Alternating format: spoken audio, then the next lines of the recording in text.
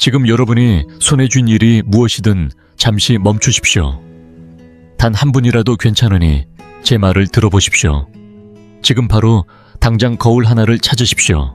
미용 효과도 켜지 말고 필터도 넣지 말고 자연광 아래에서 차분히 자신의 머리카락을 똑바로 바라보십시오. 무엇이 보입니까? 아, 또 여기 흰머리가 하나 늘었네. 헤어라인이 왜 이렇게 뒤로 갔지? 너무 보기 싫다. 내일은 꼭 염색을 해야겠다고 생각했을지도 모릅니다. 하지만 분명히 말씀드립니다. 당신이 지금 보고 있는 것은 머리카락이 아닙니다. 당신의 삶의 신호입니다. 제가 겁을 주고 있다고 생각하십니까? 머리카락이란 그저 두피에 난 풀조각이라서 보기만 좋으면 그만이라고 여기십니까? 그 생각은 완전히 잘못되었습니다. 그렇게 생각한다면 당신은 왜 병이 생기는지, 앞으로 어떤 큰 병을 겪게 될지, 그리고 인생의 끝이 언제쯤 올지조차 전혀 모른 채 살아가고 있는 것입니다. 오늘 제가 이 자리에 앉은 이유는 여러분과 함께 이 마지막 가림막을 분명하게 걷어내기 위해서입니다. 어떤 사람은 90이 넘어서도 머리카락이 하얗게 변했을 뿐 그 윤기는 유난히 밝고 또렷합니다. 그런데 어떤 사람은 30도 차이 되기 전에 머리카락이 가을 들풀처럼 마르고 한번 움켜쥐면 한 움큼씩 빠집니다. 이것은 샴푸의 문제가 아니고 특정 영양제의 문제가 아닙니다. 이것은 당신 몸속에서 생명의 불씨가 얼마나 남아있는가의 문제입니다. 머리카락은 우리 몸의 가장 꼭대기에 세워진 신호기와 같습니다. 그 깃발이 쓰러지고 빛을 잃었다면 아래의 중심부에 이미 문제가 생겼다는 뜻입니다. 많은 사람들은 이것을 유전이라 말하고 스트레스라 말하고 체질이라 설명합니다. 그런 말들은 듣기만 하고 너무 믿지는 마십시오. 그들은 두피 표면만 볼 뿐 당신 몸 안에서 요동치는 변화를 보지 못하기 때문입니다. 그러나 우리 전통의학의 관점에서 보면, 특히 오랜 임상 경험을 중시하는 흐름에서는 머리카락 한 올 한 올이 오장육부와 이어져 있고 몸 전체의 흐름과 맞닿아 있습니다. 머리카락이 건조한지 기름진지 누렇게 변했는지 많이 빠지는지 혹은 특정 부위에서 먼저 휘어지는지 그 모든 모습은 당신의 몸이 지금 어떤 상태에 놓여 있는지를 분명하게 말해줍니다. 그리고 당신이 말하는 건강한 삶의 상태에서 얼마나 멀어져 있는지도 그대로 보여줍니다. 많은 분들이 제게 묻습니다. 어떻게 해야 오래 살 수 있느냐고, 병 없이 지낼 수 있느냐고, 무엇을 먹어야 하느냐고 말입니다. 그럴 때마다 저는 웃으며 답합니다. 자신의 머리카락에 이미 적혀있는 구조 신호조차 읽지 못하면서 어떤 것을 먹든 큰 도움이 되지 않는다고 말입니다. 오히려 잘못된 선택은 몸에 부담을 더할 뿐입니다. 오늘 이 이야기를 처음부터 끝까지 듣고 그 의미를 이해하셨다면 저는 진심으로 축하드립니다. 쓸데없는 제품과 염색에 들어가던 비용을 아끼는 것을 넘어 삶의 방향을 되돌리고 앞으로의 시간을 더 길게 이어갈 기회를 잡으셨기 때문입니다. 먼저 반드시 짚고 넘어가야 할 가장 기본적인 질문이 있습니다. 머리카락이란 도대체 무엇인가 하는 점입니다. 예로부터 전해 내려오는 말에 머리카락은 혈액의 여분이라는 표현이 있습니다. 이 말의 뜻은 분명합니다. 우리 몸속의 피는 먼저 심장과 간 비위와 신장처럼 생명을 유지하는 장기들을 우선적으로 살리고 그 모든 곳을 충분히 채우고 난 뒤에야 남은 여력이 머리카락으로 올라간다는 의미입니다. 이것은 마치 한 가정에서 돈을 벌면 쌀을 사고 기름을 사고 월세를 내고 생활비를 다 쓰고 난 다음에야 비로소 남은 돈으로 화분 하나를 사는 것과 다르지 않습니다. 그렇다면 머리카락이 푸석해지고 누렇게 변하고 한 움큼씩 빠진다는 것은 무엇을 의미할까요? 그것은 이미 집안 살림이 바닥났다는 신호이며 몸이 주인에게 속으로 외치고 있는 경고입니다. 안쪽에 쓸 피조차 부족한데 겉모습인 머리카락까지 돌볼 여유가 어디 있겠습니까? 이런 상태에서 아무리 비싼 헤어 제품을 바른다 한들 무슨 소용이 있겠습니까? 이미 말라 죽은 나무짚에 초록 물감을 칠하는 것과 다를 바 없는 자기 기만일 뿐입니다. 특히 여성분들께 저는 늘 같은 말을 합니다. 여자는 혈액을 근본으로 살아가는 존재입니다. 한평생 월경과 임신 출산과 수유를 거치며 끊임없이 피를 써야 하는 삶을 살아갑니다. 진료실에서 제가 수없이 마주친 30대, 40대 여성들 가운데 얼굴빛이 창백하고 머리카락이 마른 풀처럼 부서지는 분들을 물어보면 대부분 출산 후 제대로 몸조리를 하지 않았거나 오랜 기간 무리한 절식과 다이어트를 반복한 경우였습니다. 먹지 않는 것이 몸에 얼마나 큰 상처를 남기는지 아십니까? 날씬해지겠다고 밥은 끊고 채소와 과일만 먹는 습관은 결코 건강이 아니라 스스로를 소모시키는 길입니다. 곡식이 있어야 기혈이 만들어지고 기혈이 있어야 머리카락도 살아납니다. 매일 차갑고 생기 없는 샐러드와 과일만 먹으며 비위라는 솥단지를 꺼뜨려 버린다면 기혈이 만들어질 길이 막혀버리는데 머리카락이 어찌 좋아질 수 있겠습니까? 제가 진료 현장에서 만났던 한 여성 환자가 떠오릅니다.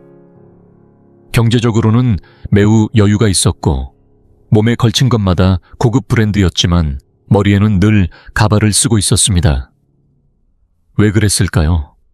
머리카락이 거의 다 빠져버렸기 때문입니다. 그분은 울먹이며 말했습니다.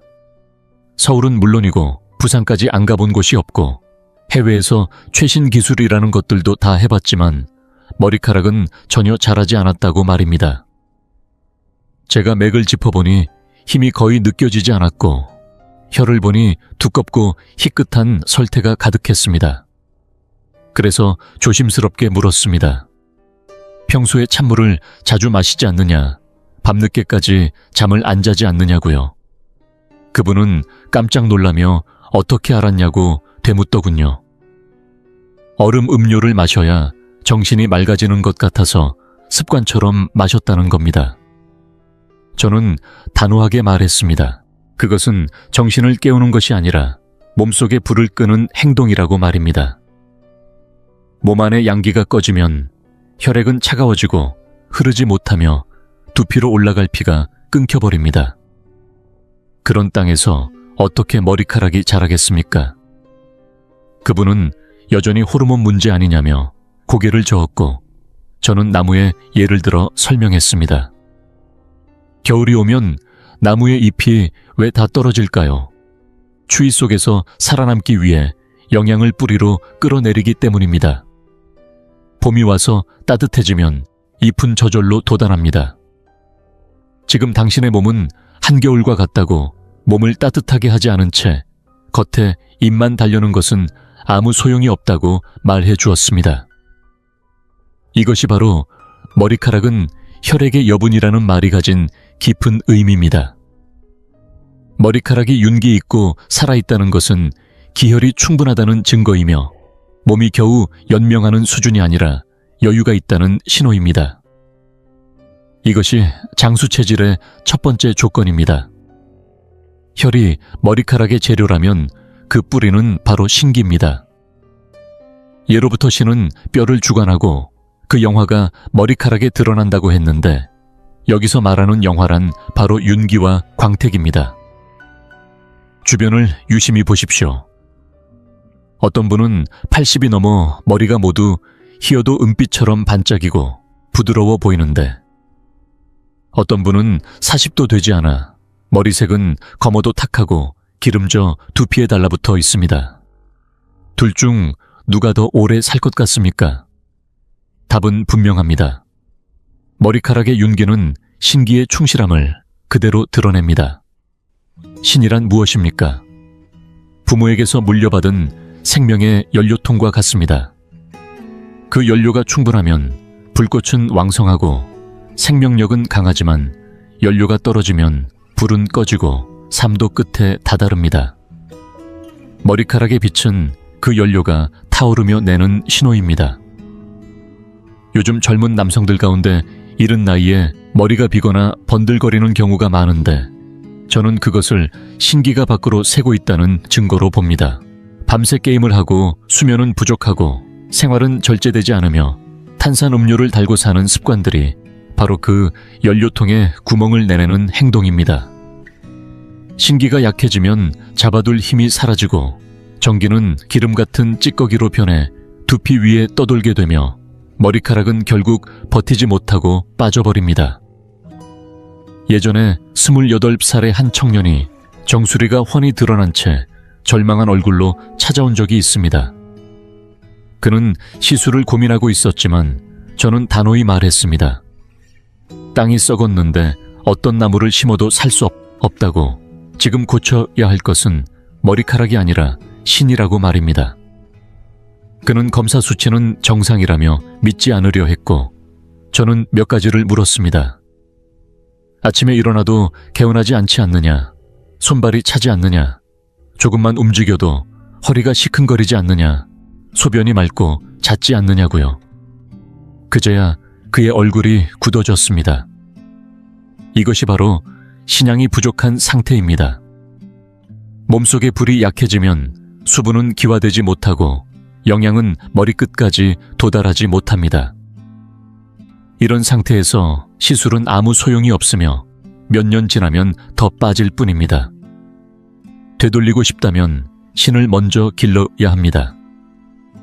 일찍 자고 과도한 자극을 끊고 생활을 절제해야 합니다. 진짜 장수하는 사람의 머리카락을 만져보면 항상 보송하고 탄력이 있습니다. 이는 신정이 충만하고 골수가 가득 차 있다는 뜻이며 그런 몸은 머리도 맑고 반응도 빠르며 다리도 튼튼합니다.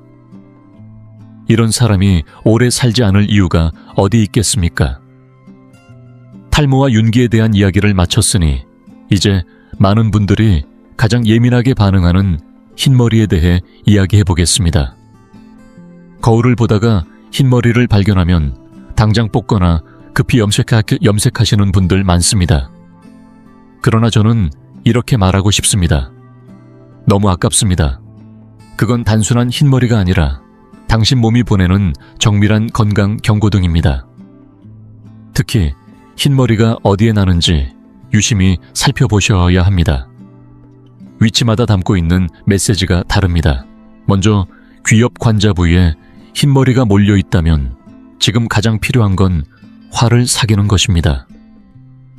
이 부위는 간담경이 지나는 자리로 간과 쓸개는 피와 정을 주관하는 동시에 결단과 감정을 다스리는 기관입니다. 이 부위에 흰머리가 많은 분들은 대체로 책임감이 강하고 스트레스를 잘 사귀지 못하는 성격이 많습니다. 집안일, 회사일 모두 다 껴안고 사는 분들이죠. 그 결과 간담의 열이 차올라 머리카락이 타버린 듯 하얘지는 것입니다.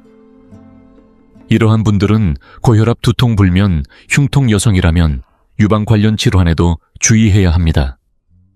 염색이 해결책이 될 수 없습니다. 장미차를 마시고 태충혈을 눌러주며 무거운 마음을 놓아주는 것. 그것이 진짜 치료입니다. 마음이 편하지 않으면 머리카락은 절대 돌아오지 않습니다. 다음은 앞머리 이마 부위에 흰머리가 유난히 많다면 이는 비위가 냉해진 결과입니다. 젊은 시절부터 찬 음식, 불규칙한 식사 과식이나 폭식 등으로 비위를 혹사한 분들에게 자주 나타납니다. 비위는 기혈을 만들어내는 후천의 근본인데 이 기능이 무너지면 머리 앞쪽까지 영향이 미치지 못하게 됩니다. 아침마다 따뜻한 조식, 특히 따끈한 기장죽 한 그릇으로 속을 덮여주는 것부터 시작해야 합니다. 그렇지 않으면 흰머리뿐만 아니라 얼굴빛도 누렇게 변하고 살은 처지고 결국에는 만성 소화불량까지 겹치게 됩니다. 가장 심각한 부위는 뒤통수, 즉 후두부에 흰머리가 갑자기 많아진 경우입니다. 이 부위는 방광경과 연관되어 있어 신장의 상태를 직접적으로 반영합니다. 신장이 약해지면 방광으로 기운이 흐르지 못하고 요빈뇨 허리 시림 기억력, 감퇴, 청력 저하 같은 노화 현상이 급속도로 나타나게 됩니다. 머리카락이 뒤쪽부터 하얗게 퍼지는 건 사실상 몸이 보내는 마지막 경고입니다. 이때는 망설일 여유가 없습니다. 늦은 밤까지 깨어있는 습관을 버리고 신장을 소모하는 모든 생활을 멈추는 것, 그것이 회복의 시작입니다. 늦지 않았습니다. 몸은 늘 마지막까지 우리에게 기회를 줍니다. 이제는 그 신호에 귀 기울여야 할 때입니다. 여기서 꼭 짚고 넘어가야 할 아주 중요한 주제가 하나 있습니다. 바로 염색입니다. 물론 아름다움을 추구하는 마음은 누구에게나 있습니다. 특히 40, 50대 여성분들 중에서는 흰머리가 보이면 늙어 보일까봐 반드시 염색을 해야 한다고 생각하시는 분들이 많습니다. 그러나 의사로서 저는 진실을 반드시 알려야 합니다. 염색은 단순히 머리카락을 물들이는 것이 아니라 두피에 독을 바르는 행위입니다. 머리카락은 죽은 세포지만 두피는 살아 숨쉬는 피부입니다. 인체에서 모낭이 가장 밀집되어 있고 흡수력이 강한 부위가 바로 이 두피입니다. 한방에서는 머리를 양기의 모임, 주양지회라고 부릅니다. 몸속 모든 양기가 모이는 곳이 바로 정수리라는 뜻입니다. 그런데 염색약 속 화학물질과 중금속이 이 정수리의 모공을 통해 피부 안으로 스며들면 어떻게 될까요? 곧장 혈액을 따라 전신을 순환하게 되고 결국 간과 신장을 손상시키게 됩니다. 실제로 저는 수많은 환자들에게서 원인을 알 수 없는 간 수치 상승 신장 기능 저하를 확인했고 그 끝에는 늘 장기간 염색이라는 공통점이 있었습니다. 특히 한 달에 한 번씩 염색하시는 분들. 이것은 말 그대로 자신의 생명을 깎아가며 색을 더씹히는 행위입니다. 한방에서는 염색약과 같은 화학 물질을 극음극한 짐을, 즉 몸속 양기를 억누르고 얼어붙게 만드는 물질로 봅니다. 정수리 위에서 차가운 독소가 쏟아져 들어온다고 상상해 보십시오. 그 양기의 흐름은 차단되고 머리카락은 물론 전신 건강도 무너지게 됩니다. 그래서 저는 제 환자들에게 꼭 말씀드립니다. 흰머리는 감추어야 할 결점이 아니라 세월의 흔적이자 몸의 상태를 보여주는 리포트라고. 이를 억지로 감추는 것은 자동차 계기판에 빨간 경고등이 켜졌는데 그 위에 검정 테이프를 붙이고 아무 일 없는 척 운전하는 것과 똑같습니다. 결국 차는 멈추게 됩니다. 오히려 저는 빛나는 은발이야말로 진정한 지혜와 순리의 상징이라고 생각합니다. 억지로 물들인 칙칙한 흑발보다 윤기 있고 부드러운 은발이 만배는 더 아름답습니다. 그렇다면 도대체 어떤 머리카락이 진정한 장수의 상징일까요? 아래 세 가지 조건을 만족한다면 여러분은 이미 하늘이 허락한 장수 체질이라 할 수 있습니다. 첫째, 머리카락의 색이 검거나 은빛이더라도 윤기 있고 촘촘한 모량을 유지하고 있는가입니다. 색보다 중요한 것은 탄력과 밀도입니다. 이는 기혈이 충분하고 신장이 튼튼하여 영양이 정수리까지 잘 올라가고 있다는 뜻입니다. 이를 한의학에서는 수하주화잭이라 부릅니다. 둘째, 두피가 유연하고 말랑한갑니다. 지금 당장 손가락으로 자신의 두피를 눌러보세요. 좋은 두피는 비옥한 땅처럼 부드럽고 탄력이 있어야 하며 손가락으로 밀었을 때 살짝 움직일 정도의 여유가 있습니다. 만약 두피가 딱딱하고 꿈쩍도 하지 않는다면 이는 기혈이 부족하고 스트레스로 인해 피부가 굳어 있다는 신호입니다. 반대로 눌렀을 때 솜처럼 푹 꺼진다면 그것은 기력이 허약하고 부종이 있다는 뜻입니다. 이상적인 두피는 말랑하면서도 탄성이 있어야 합니다. 셋째 모근이 튼튼하고 잘 빠지지 않는가입니다. 이는 신장의 에너지가 충분하고 머리카락을 붙잡고 있는 힘이 강하다는 뜻입니다. 머리카락이 잘 빠지지 않는 사람은 이가 단단하고 청력도 좋고 골격도 튼튼합니다. 이것이야말로 장수 체질의 표준이라 할 수 있습니다. 아까 댓글을 보다 보니 어떤 분이 이런 질문을 남기셨습니다. 선생님, 저는 건강을 위해, 장수를 위해 벌써 채식을 3년째 하고 있는데 왜 머리카락은 여전히 빠지고 얼굴빛도 점점 누렇게 변해가나요? 이 질문은 너무나 전형적이라 따로 시간을 들여 꼭 짚고 넘어가야겠다고 생각했습니다. 요즘 세상엔 채식이 몸을 정화시킨다. 채식이 장수를 부른다는 식의 이야기가 너무도 쉽게 퍼지고 있습니다. 특히 외모에 민감한 젊은 여성분들 중에는 다이어트를 이유로 고기 한 점 안 먹고 매일같이 채소와 두부, 과일, 샐러드만 드시는 분들도 많습니다. 하지만 저는 분명히 말씀드립니다. 그렇게 무분별하게 고기를 멀리하는 습관은 머리카락과 기혈에는 치명적인 독입니다. 우리는 본래 잡식성입니다. 앞니는 채소를 자르고 어금니는 곡물을 씹고 송곳니는 고기를 찢기 위해 존재합니다. 이 치아 구조는 하늘이 우리 몸에 정해준 설계입니다. 이를 거슬러서 사는 것은 결국 스스로 몸을 망치는 길입니다. 한의학에서는 고기를 정이 있는 식품, 즉 생명력이 깃든 음식이라 부릅니다. 동물의 혈육은 사람의 정혈과 가장 유사한 구조를 갖고 있어 흡수와 전환이 빠르고 효율적입니다. 여러분 주변에 90이 넘도록 장수하신 어르신들 중에 완전 채식주의자가 몇이나 계십니까? 오히려 대부분은 적당한 돼지고기나 양고기 요리를 즐기셨던 분들이 많습니다. 머리카락은 무엇입니까? 혈액의 여분으로 자라나는 신호입니다. 그런 몸에 매일 찬 채소 기름기 없는 두부만 넣는다면 어떻게 되겠습니까? 본래부터 부족한 불에 연료마저 넣지 않는 셈입니다. 마치 뜨거운 물을 끓이려 하면서 연탄 대신 젖은 풀잎을 집어넣는 격입니다. 불이 꺼지는 것은 물론이고 물도 끓지 않습니다.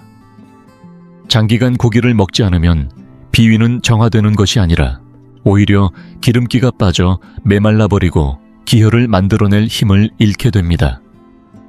그렇게 되면 머리카락은 말라 비틀어진 잡초처럼 툭툭 끊어지고 한 움큼씩 빠지게 됩니다. 특히 여성분들은 갱년기 이후 반드시 보혈과 보양을 병행해 주어야 합니다. 어떻게 하느냐고요? 바로 당귀육탕처럼 당귀와 고기를 함께 끓여낸 보양탕이 정답입니다. 이 처방은 동의보감에도 실려 있으며 원기를 북돋고 피를 보충해주는 대표적인 여성 보양식입니다. 양고기는 신장을 덮이고 몸속 냉기를 몰아내는 힘이 뛰어납니다. 출산이나 생리로 허약해진 몸 혹은 오랜 채식으로 약해진 체질에는 이만한 약이 없습니다.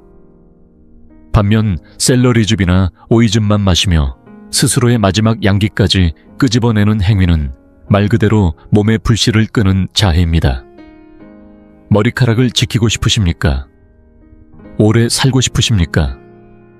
그렇다면 적당한 고기는 반드시 드셔야 합니다. 특히 푹 구워낸 돼지고기, 수육 양고기, 탕닭 한 마리 같은 보양식은 몸에 기름을 보태주는 행위일 뿐 죄가 아닙니다. 몸에 연료를 넣는 것이 왜 잘못입니까? 이제부터라도 채식이 무조건 옳다는 편견에서 벗어나 몸의 균형을 되찾는 방향으로 식단을 돌아보는 것. 그것이 진짜 건강과 장수로 가는 첫걸음입니다. 지금까지 신장과 혈에 대해 이야기했으니 이제는 많은 분들이 착각하고 있는 두피의 기름 문제, 바로 지성 두피와 피지 분비 과대에 대해 말씀드리겠습니다. 젊은 분들, 심지어 중년분들까지도 찾아와 이렇게 묻습니다. 선생님, 머리를 아침에 감았는데 오후만 돼도 기름이 흐르고 비듬은 눈처럼 쏟아지는데요. 기름기 제거용 샴푸를 써야 할까요? 저는 속으로 탄식을 내쉬며 이렇게 말하고 싶습니다. 당장 손등을 때려주고 싶다라고요. 이건 단순히 머리카락이 더러워진 게 아닙니다. 당신 몸 안이 곰팡이가 피기 시작했다는 신호입니다. 한의학에서는 비위가 가래를 만들어내는 근본 원인이라고 봅니다. 즉, 비위가 약해지면 우리 몸속에 끈적하고 탁한 물질이 생겨나는데, 그것이 담이며 이 담이 쌓이면 바로 머리로 올라와 두피에 기름과 비듬으로 나타납니다. 실제로 두피가 기름져 고민인 분들 10명 중 9명은 혀에 노란 설태가 끼어 있고 입안에서 냄새가 나며 대변은 묽고 들러붙어 변기에서 잘 안 내려갑니다. 이것은 명백히 비위가 운화하지 못하고 있다는 증거입니다. 원래 우리가 먹은 고기, 술 달달한 디저트 밀가루 음식은 소화되어 영양으로 흡수돼야 하는데, 비위가 약해 이를 처리하지 못하면 몸속에 축축한 습열이 되어 남게 됩니다. 이 습열은 끊임없이 위로 올라오며 마치 찜질방의 김처럼 기름지고 탁한 열기를 머리끝까지 보내는데, 그 열기에 매일같이 두피가 쪄들어가는 것입니다. 여러분, 생각해보세요. 나무 뿌리가 더운 오수에 매일 담겨 있다면 그 뿌리가 썩지 않겠습니까? 이런 상황에서 강력한 탈지 샴푸로 기름만 걷어낸다면 겉은 일시적으로 개운해 보일 수 있지만 몸속의 습은 계속 올라오고 두피는 보호막을 잃었다고 느껴 기름을 더 많이 분비하게 됩니다. 결과는 악순환입니다. 저는 실제로 30대 초반 한 남성을 진료한 적이 있습니다. 정수리는 반들거리고 머리카락은 듬성듬성 비타민 B를 챙겨 먹고 고가의 탈지 샴푸를 쓴다는데도 점점 더 심해졌습니다. 왜일까요? 식습관이 문제였습니다. 매일 퇴근 후 삼겹살에 소주, 그리고 차가운 맥주까지 저는 그 자리에서 말했습니다. 지금 당신은 머리카락을 기르는 게 아니라 두피 곰팡이를 기르고 있는 겁니다. 찬맥주는 비위를 얼어붙게 만들고 기름진 고기는 습열을 부추깁니다. 그 결과 온몸이 쓰레기통처럼 변하고 머리카락은 점점 더 망가지는 겁니다. 이런 분들께 제가 드리는 조언은 단 하나입니다. 샴푸 바꾸지 마시고 식단을 바꾸세요. 단 음료빵과 케이크 기름진 음식은 당장 끊어야 합니다. 특히 우유에 대해서는 강조하고 싶습니다. 많은 분들이 우유가 뼈에 좋다고 믿지만 양기와 비위가 약한 분들에게는 우유가 오히려 담을 만들어내는 힘센 주범입니다. 차가우면서 끈적한 성질이기 때문에 몸속의 습기를 더 악화시키는 겁니다. 대신에 어떤 걸 드셔야 하느냐고요.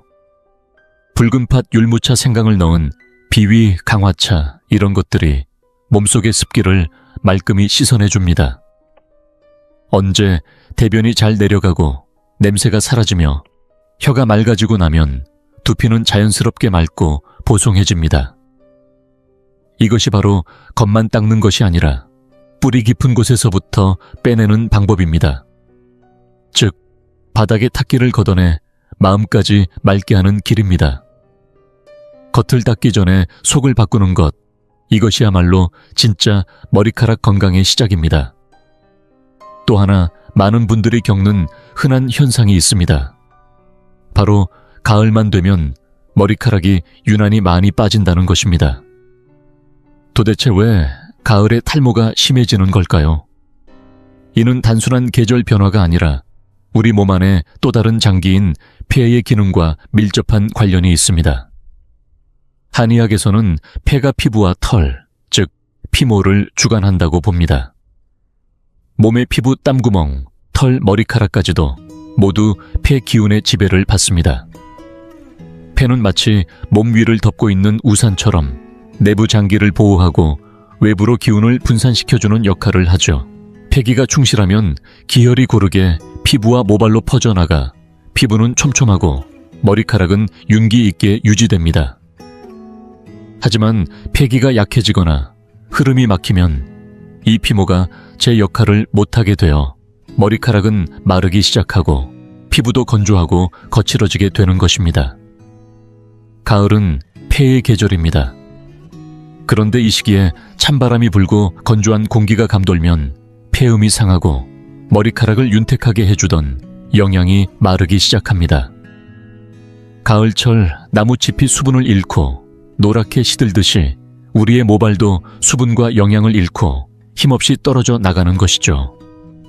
하지만 이것은 단지 기후만의 문제가 아닙니다. 정서적인 상태, 바로 슬픔이 가장 큰 영향을 줍니다. 폐는 우울, 슬픔, 억울함에 가장 약한 장기입니다. 저는 진료실에서 수많은 여성 환자들을 만나왔습니다.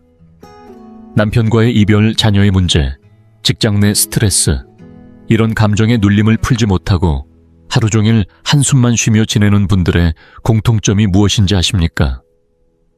바로 머리카락이 한 움큼씩 빠지고 윤기 없는 흐릿한 머리카락만 남아있다는 것입니다. 얼굴빛도 어두워지고 쉽게 감기나 알레르기에 걸리는 체질이 되는 이유 모두 폐기 부족에서 출발합니다. 그렇다면 해결 방법은 무엇일까요? 머리끝에 기름을 바르는 것이 아닙니다. 폐기를 다시 채워 넣는 것, 바로 그것이 핵심입니다. 먼저 숨을 제대로 쉬어야 합니다.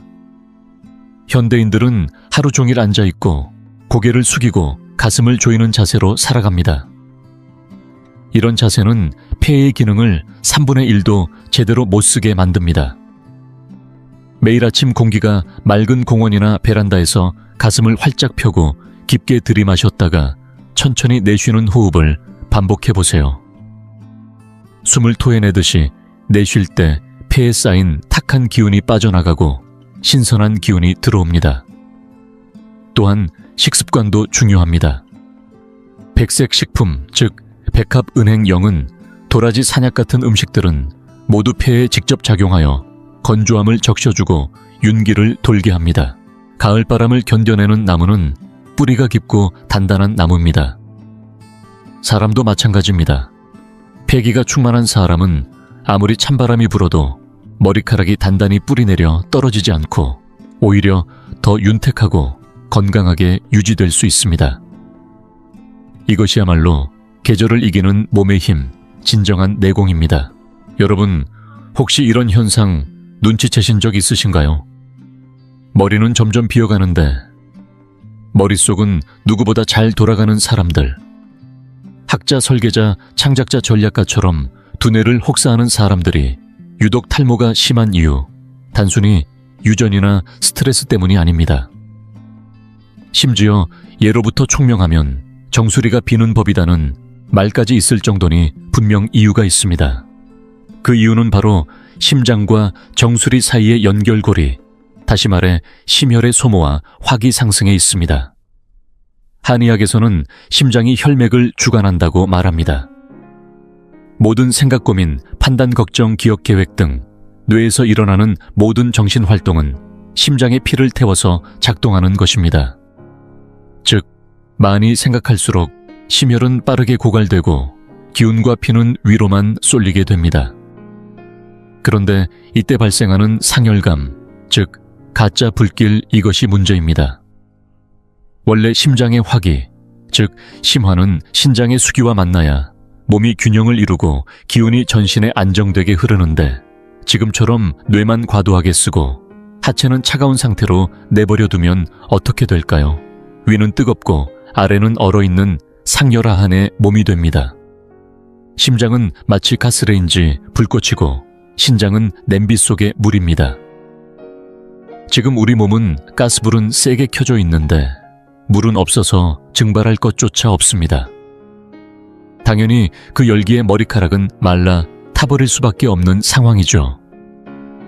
실제로 머리가 벗겨지는 분들의 정수리를 만져보면 뜨겁고 발끝은 차가운 경우가 대부분입니다.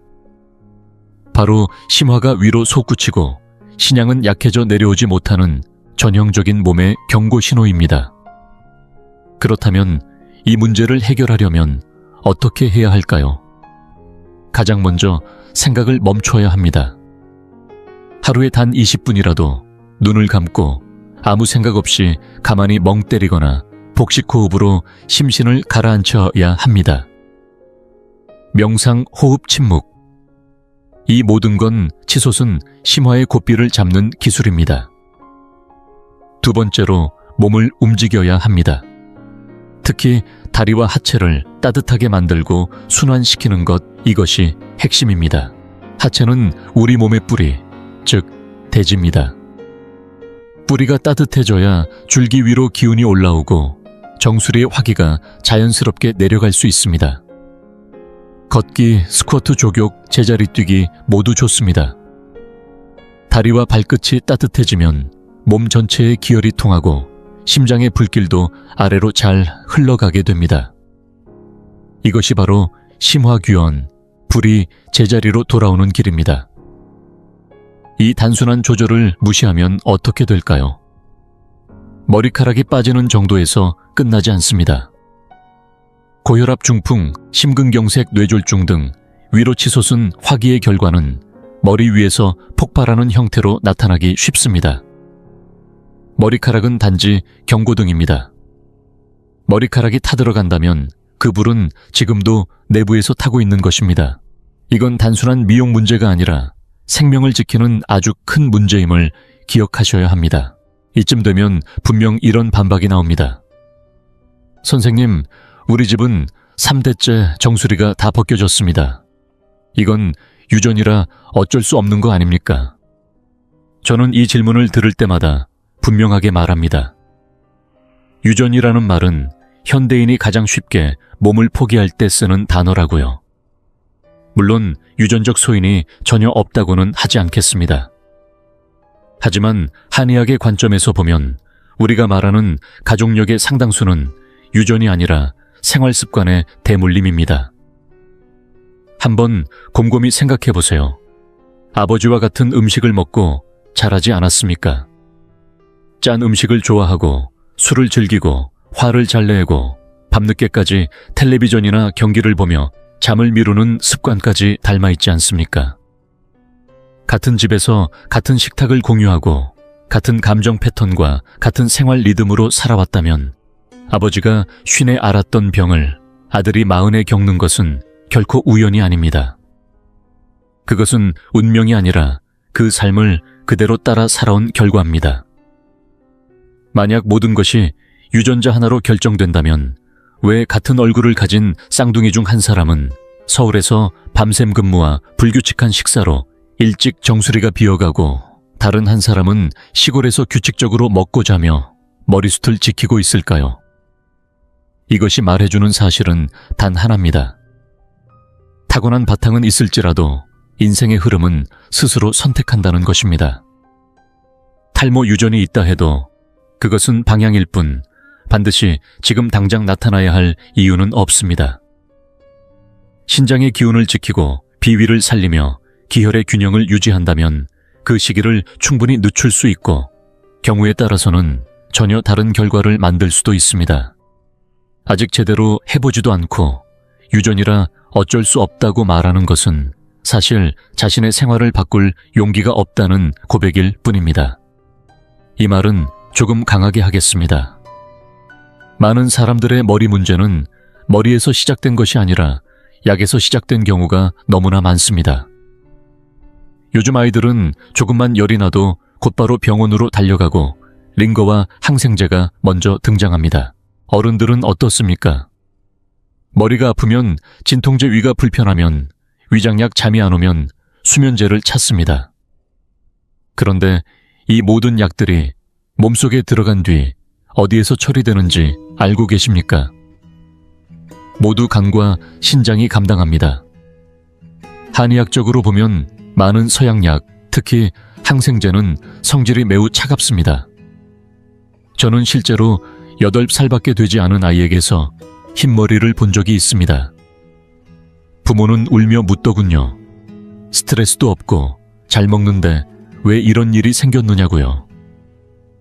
이야기를 들어보니 어릴 때부터 감기에 자주 걸렸고 그때마다 주사와 항생제를 맞았으며 1년에 5번, 6번씩 반복되었습니다.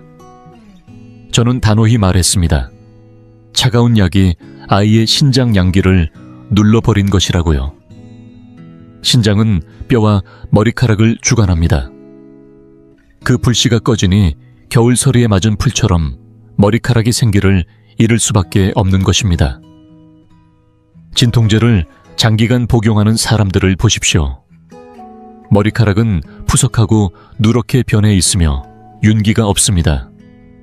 왜냐하면 간이 해독에 매달리느라 머리카락까지 돌볼 여력이 없기 때문입니다. 저는 약을 무조건 먹지 말라고 말하는 사람이 아닙니다. 생명이 위급할 때 약은 반드시 필요합니다. 하지만 지금의 문제는 너무 쉽게, 너무 자주, 너무 오래 약에 의존한다는 것입니다. 생강차로 넘길 수 있는 감기에 왜 링거를 맞아야 합니까? 침이나 뜸으로 풀 수 있는 통증에 왜 진통제를 계속 먹어야 합니까? 여러분이 아무 생각 없이 삼킨 약 한 알 한 알에는 이미 가격표가 붙어 있습니다. 그 값은 돈이 아니라 여러분의 간과 신장, 그리고 남아있는 수명입니다. 이 사실을 지금이라도 분명히 알아야 합니다. 거울로 머리카락을 확인해 보셨다면 이제는 손을 한번 펼쳐보시기 바랍니다. 손가락 끝 그 중에서도 손톱을 자세히 들여다보세요. 한의학에서는 손톱을 간의 꽃이라 부릅니다. 간이 정혈을 관장하고 그 기운이 손끝까지 뻗으면 건강한 손톱이 자라나는 것이죠. 특히 손톱 아래에 보이는 하얀 반달 모양은 몸속 기운과 피의 흐름이 얼마나 잘 순환되고 있는지를 보여주는 중요한 신호입니다. 건강한 사람이라면 10손가락 중 최소한 6개에서 8개 정도는 월화가 뚜렷하게 나타나야 하며, 특히 엄지에는 반드시 있어야 하고 검지와 중지에도 보이면 더욱 좋습니다. 색깔은 맑은 흰색 윤곽은 또렷해야 합니다. 하지만 손가락 10개 모두 월화가 보이지 않거나 겨우 엄지에만 흐릿하게 보인다면 그것은 머리카락이 마르고 잘 끊어지는 것과 같은 이치입니다. 몸속 에너지가 손끝까지 닿지 않고 있다는 것, 즉 몸의 기초 에너지인 원기가 거의 소진되었음을 의미합니다. 우리 몸은 매우 영리합니다. 에너지가 부족해지면 먼저 중심 장기를 지키고 말단부터 포기하기 시작합니다. 손끝과 머리카락은 몸에서 가장 먼 곳이기 때문에 기혈이 부족할 때 가장 먼저 변화가 드러나는 부위입니다. 그래서 월화가 하나둘 사라지고 손톱에 세로줄이나 움푹 팬 홈이 생기기 시작하면 그건 단순한 미용 문제가 아니라 간혈 부족, 신정 고갈이라는 내부 경고입니다. 이때는 무조건 쉬어야 합니다. 충분한 수면, 따뜻한 음식, 휴식, 그리고 보혈. 기회를 놓치면 회복이 쉽지 않습니다. 그리고 이제는 하루하루 반복되는 습관, 바로 샴푸에 대해 이야기할 시간입니다. 어떤 분은 저에게 이렇게 말합니다. 선생님, 저는 청결에 예민해서 하루에 2번 아침 저녁으로 꼭 머리를 감습니다. 저는 조용히 고개를 저으며 말합니다. 그건 청결이 아니라 두피를 매일 벗겨내는 행위입니다. 우리의 두피에는 눈에 보이지 않는 천연 보호막, 즉 피지막이 존재합니다. 이 얇은 막은 머리카락의 뿌리를 감싸 수분을 잠그고 외부 세균을 막으며 모근을 건강하게 유지하는 1차 방어선입니다. 하지만 매일 강한 화학 성분의 샴푸로 이 보호막을 닦아내면 어떻게 될까요? 두피는 스스로 보호막이 사라졌다고 판단하고 피지선에게 기름을 더 내라는 신호를 보냅니다. 그렇게 기름이 더 나오면 우리는 또 샴푸로 씻어냅니다. 다시 또 더 나오고 다시 씻고 이 악순환은 반복됩니다. 결국 이 과정은 두피의 피지선을 지치게 만들고 급기야는 모낭 자체가 염증을 일으키고 손상되기 시작합니다. 머리는 점점 더 빠지고 모공은 막히며 머리카락이 다시 날 공간조차 잃게 됩니다. 즉, 지나친 세정이 머리카락을 보호하는 것이 아니라 근본적으로 파괴하고 있는 것입니다. 이쯤에서 멈추고 몸이 보내는 미세한 신호들을 귀 기울여 들어야 할 때입니다. 두피와 손끝 작은 변화가 몸 전체의 경고임을 결코 잊지 마십시오. 머리카락이 점점 빠지고 두피가 약해졌다고 느끼는 분들 중에 무심코 반복하는 치명적인 습관이 있습니다. 바로 머리를 감고 완전히 마르기 전에 외출하거나 젖은 머리로 잠들어 버리는 것입니다. 머리를 감은 직후 두피의 모공은 완전히 열려있는 상태입니다. 이때 찬바람을 맞거나 에어컨 바람을 쐬면 습기와 냉기가 그대로 두피 속 깊이 스며들게 됩니다. 시간이 쌓이면 머리카락이 빠지는 것을 넘어 두통, 편두통, 어지럼증까지 유발하며 수십 년 동안 이런 습관을 반복한 사람은 노년기의 중풍 고위험군으로 분류될 만큼 심각한 상황을 맞게 됩니다. 그렇다면 머리는 얼마나 자주 감는 것이 좋을까요? 여름에는 2, 3일에 한 번, 겨울에는 3, 4일에 한 번이면 충분합니다. 그리고 무엇보다 중요한 건 감은 후 반드시 꼭 모근까지 말려야 한다는 것. 특히 뒤통수 부분은 반드시 따뜻한 바람으로 충분히 건조시켜야 합니다. 그곳은 풍사가 침입하는 혈자리가 몰려있는 곳이기 때문입니다. 이쯤 되면 이런 질문이 나옵니다. 선생님, 저 이미 머리 다 빠졌고 희고 건조한데 아직 희망이 있을까요? 저는 단호히 말합니다. 있습니다. 사람은 오장육부가 아직 작동하고 있는 한 변화는 언제든 가능합니다. 다만 수백만 원짜리 미용기기나 기적의 약초를 기대하지 마세요. 최고의 방법은 오히려 아주 단순하고 무료이며 실천 가능한 것들입니다. 첫 번째, 잠을 제대로 자는 것. 머리카락은 피의 산물입니다. 피는 언제 생성되나요? 바로 밤 11시에서 새벽 3시 사이 간과 담이 활동하는 이 시간 동안 깊은 잠을 자야만 피가 만들어지고 해독이 일어납니다. 이 시간을 넘겨 깨어있다면 간의 피를 스스로 고갈시키는 셈입니다.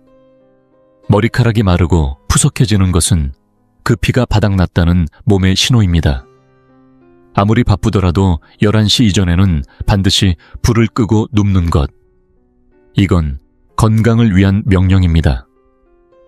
두 번째, 두피와 뇌에 자극을 주는 근지법, 즉 두피 빗질입니다. 하지만 단순히 머리카락을 정리하는 것이 아니라 두피를 자극하는 것이 핵심입니다. 손가락의 지문 부분이나 솥불로 된 빗을 이용해 아침 저녁으로 이마 라인부터 뒷머리까지 부드럽고 깊게 빗어주세요. 살짝 따뜻해지고 가려운 듯 자극이 느껴질 정도가 이상적입니다. 이는 우리 머리에 연결된 5개의 주요 경락을 깨워 전신의 양기를 끌어올리는데 탁월한 효과가 있습니다. 실제로 60세에 시작해 3년간 꾸준히 빗질을 실천한 분이 백발의 절반 이상을 흑발로 되돌린 사례도 있습니다. 어떤 약보다 강력한 변화입니다. 세 번째, 모든 차가운 것과 이별할 것. 아무리 더운 여름이라도 얼음물 아이스크림은 절대 금물입니다. 차가운 물을 마시면 몸은 그것을 드기 위해 신장의 불꽃, 즉 신양을 태워야 합니다. 그런데 그 신양은 단순한 열이 아니라 우리 생명을 유지하는 기본 에너지입니다. 그 귀중한 불씨를 아이스커피 한 잔에 소모하는 셈입니다. 모낭은 차가움에 매우 민감해 신속히 수축되고 혈류가 차단되며 결국 영양이 끊긴 머리카락은 빠지게 됩니다.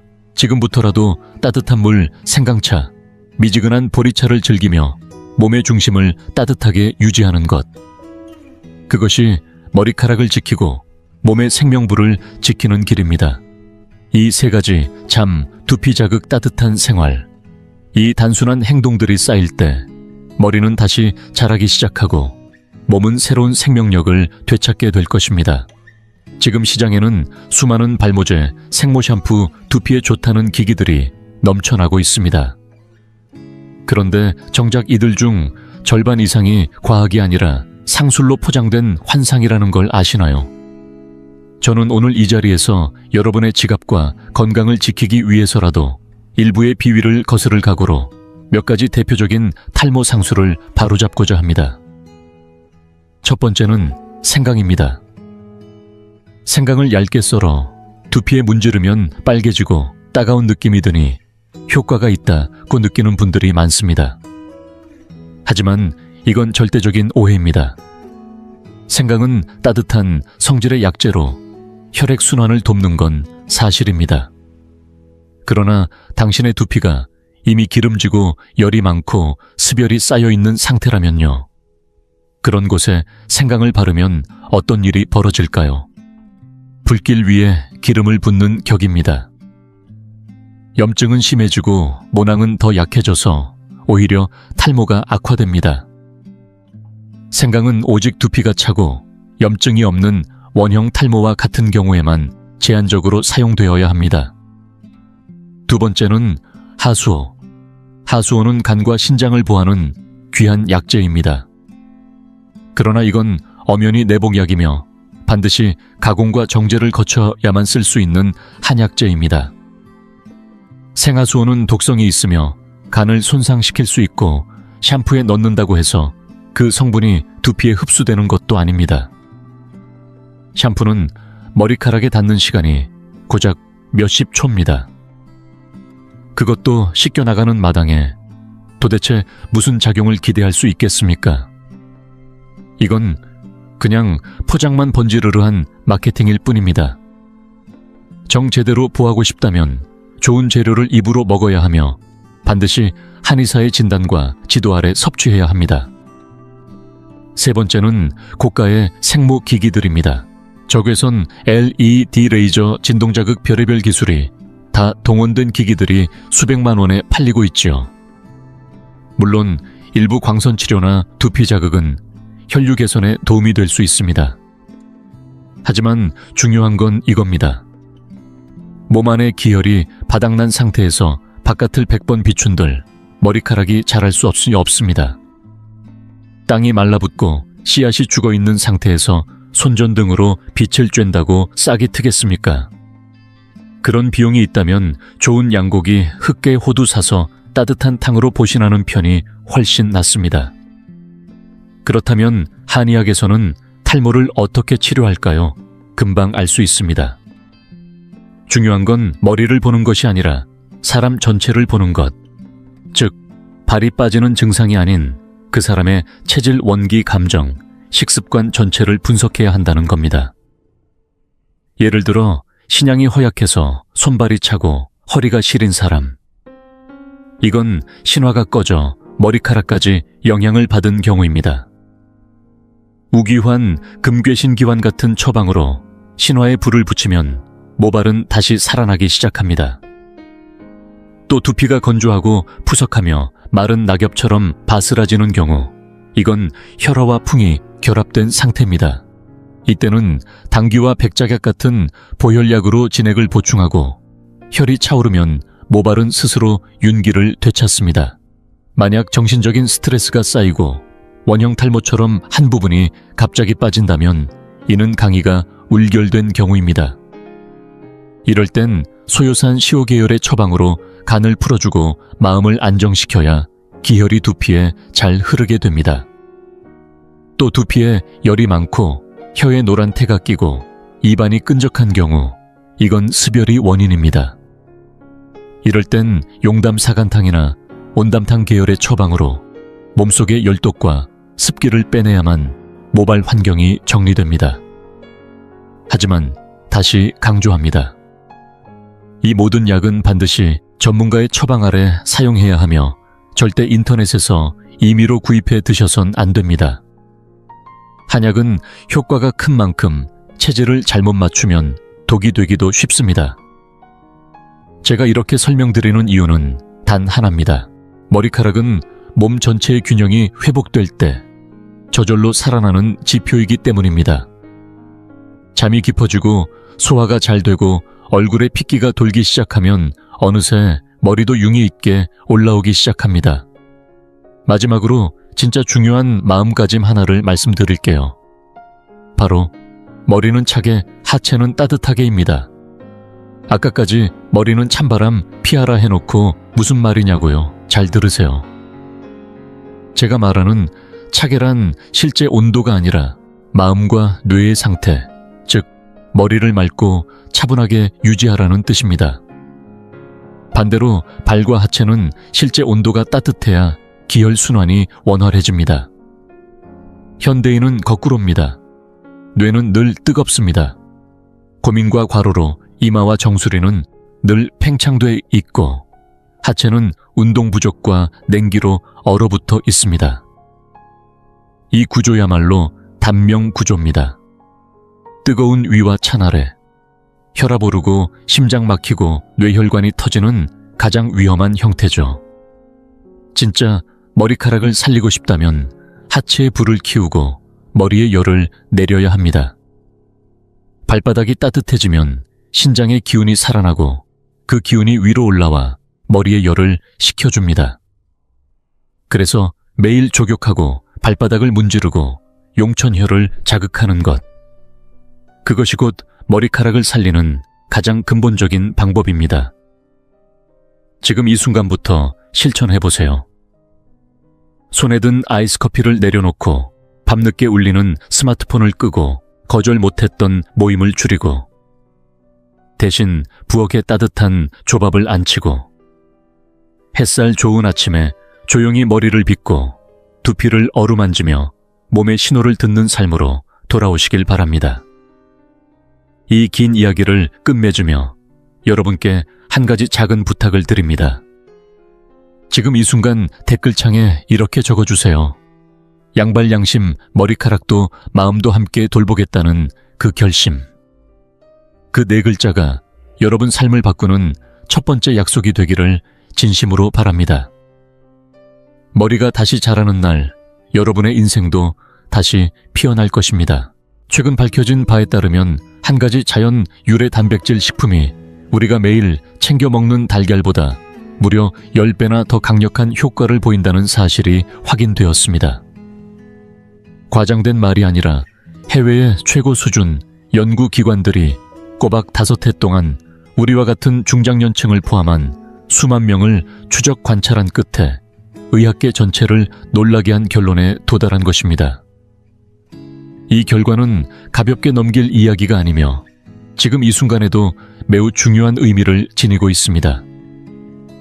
요즘 많은 어르신들이 나이가 들면 힘이 빠지는 것이 당연하다고 여기지만 사실을 알고 계십니까? 지금 제대로 된 단백질을 보충하지 않으면 불과 반년 뒤에는 계단을 오르내리는 일조차 버거워질 수 있고 장을 보러 나가는 일에도 다른 사람의 도움을 받아야 하며 그릇 하나를 드는 손이 떨리고 심한 경우에는 아침에 일어나는 것조차 누군가의 부축이 필요해질 수 있습니다. 이것은 막연한 불안이나 과장이 아니라 수많은 연구자료가 분명히 보여주는 현실적인 사실입니다. 모두가 달걀이 몸에 좋은 식품이라는 사실은 알고 있으며 영양사들 역시 단백질 보충을 위해 하루 한 알씩 먹으라고 권합니다. 그런데 이번에 해외 연구에서 밝혀진 바에 따르면 일부 자연식품은 단백질 함량이 달걀보다 더 높을 뿐 아니라 더 놀라운 점은 고령자의 근육 흡수율을 3배 이상 끌어올린다는 사실입니다.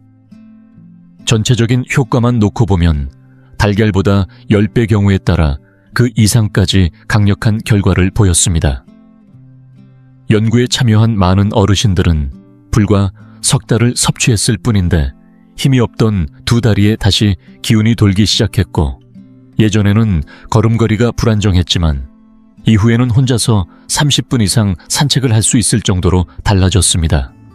이 변화를 지켜본 의료진조차 쉽게 믿기 어려울 만큼 놀라운 결과라고 평가했습니다. 제가 먼저 실제로 겪은 한 어르신 이야기를 들려드리겠습니다. 이 이야기는 서울 은평구의 한 동네에서 있었던 일입니다. 지금 이 영상을 보고 계신 분들 중에도 이분과 비슷한 경험을 하신 분들이 많을 거라 생각합니다. 올해 78이신 강정순 어르신은 불과 2년 전까지만 해도 손수 텃밭을 가꾸고 손주 도시락을 챙기고 삼시세끼도 정성껏 차리시던 분이었습니다. 그런데 작년부터 조금씩 몸에 기운이 빠지기 시작하더니 어느 순간부터는 원래 가뿐히 올라가던 집 3층 계단도 1층만 오르면 숨이 차고 다리에 힘이 빠져 중간에 꼭 쉬어야 했다고 합니다. 장을 보러 가려고 채소 바구니만 들었을 뿐인데 손이 덜덜 떨리고 한 번은 국을 끓이다가 냄비를 못 들고 그대로 바닥에 떨어뜨린 적도 있었다고 하시더군요. 너무 놀라서 한동안 그대로 얼어붙어 계셨다고 합니다. 이 모습을 본 아드님이 너무 걱정돼서 바로 강북의 한 병원으로 모시고 갔는데 의사 선생님이 진단한 결과는 근감소증이었습니다. 나이가 들면서 근육이 점점 줄어드는 병인데 그대로 방치하면 쉽게 넘어지고 뼈가 부러지는 사고로 이어지며 심하면 일상생활조차 혼자 하기 어려운 상태가 된다고 하더군요.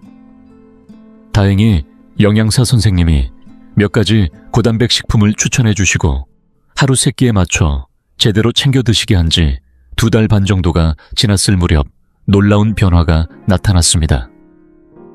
숨가쁘게 쉬던 계단을 쉬지 않고 오르내릴 수 있게 되었고 다시 직접 시장에 가서 장을 보고 심지어 이웃 할머니 무거운 짐도 도와드릴 정도로 몸에 힘이 돌아왔다고 합니다. 강 어르신은 요즘 이 이야기를 마을 회관에서 자주 하신다는데요. 나이 들었다고 다 기운 빠지는 게 아니라 내 몸에 맞는 음식을 제대로 먹어야 힘이 생긴다는 게 그분의 진심 어린 고백이었습니다. 자, 여기까지 들으신 분들은 아마 이렇게 질문하실 겁니다. 근감소증이 도대체 뭔가요? 간단히 말씀드리자면 근감소증은 나이가 들면서 우리 몸의 근육량과 근력이 점차 줄어드는 질병입니다. 앞서 소개한 강정순 어르신의 초기 모습이 바로 대표적인 증상이죠. 그런데 이게 단순히 힘이 빠지는 정도가 아닙니다. 건강보험공단 산하 병원의 연구에 따르면 근감소증이 있는 어르신은 넘어질 위험이 5배 이상 높고 입원 가능성도 훨씬 올라가며 심한 경우엔 기대 수명에도 영향을 준다고 합니다. 그럼 이런 근감소증은 어떤 신호로 나타날까요? 여러분 스스로 점검해 보시기 바랍니다. 요즘 들어 유난히 기운이 없어지고 계신가요? 예전보다 걷는 속도가 느려졌나요? 물건을 들기가 점점 버거워지셨나요? 예전엔 가볍게 열던 병뚜껑이 이제는 너무 힘드신가요? 특별히 다이어트를 한 것도 아닌데 체중이 줄고 볼살이나 팔살이 축 처진 느낌이 드시나요? 이 중 하나라도 해당된다면 단순한 노화로 넘기지 마시고 조심하셔야 합니다. 이건 바로 근감소증이 시작되는 전조일 수 있기 때문입니다.